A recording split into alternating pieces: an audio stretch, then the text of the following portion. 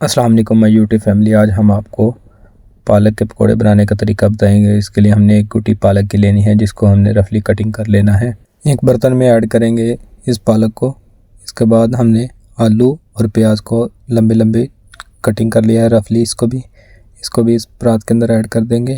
اس میں ایڈ کریں گے تھوڑا سا دھنیا، ہاف گٹی آپ نے دھنیا کی لینی ہے، اس کو ایڈ کر دیں گے کٹنگ کر کے۔ اس کے بعد 5 سے 6 سبز مرچیں، ان کو بھی ہم نے رفلی کٹنگ کر کے اس میں ایڈ کر دینا ہے۔ اس میں ایڈ کریں گے 1 ٹیبل سپون نمک کا، 1 ٹیبل سپون دھنیا پاؤڈر،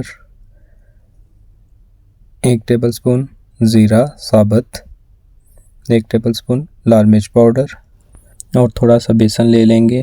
بیسن کو آپ نے جب بھی لینا ہے ہمیشہ چھان کے اس میں ایڈ کرنا ہے۔ کسی چیز میں بھی آپ نے بیسن کا استعمال کرنا ہے تو اسے پہلے چھان لینا ہے۔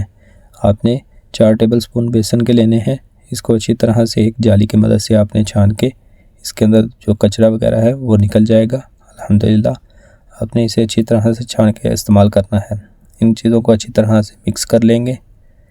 جب تک کہ یہ ہماری چیزیں مکس ہو رہی ہیں آپ ہمارا چینل سبسکرائب کریں، لائک کریں، بیل آئیکن کو بھی آن کر لیں تاکہ آنے والی ہر لیٹسٹ ویڈیو آپ تک پہنچتی رہے۔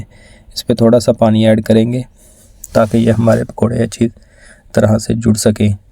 اس کے اندر ہم نے تھوڑا سا بیسن اور ایڈ کیا ہے، آپ اپنی مرضی سے اپنے حساب سے بیسن تھوڑا سا ایڈ کر سکتے ہیں۔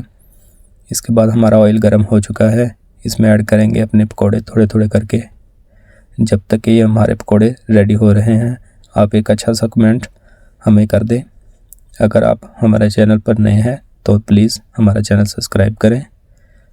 اللہ آپ کو خوش رکھے۔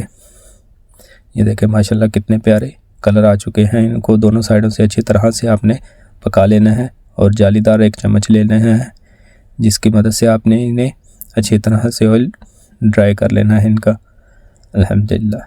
یہ دیکھیں ماشاءاللہ کیا پیاری لک آئی ہے۔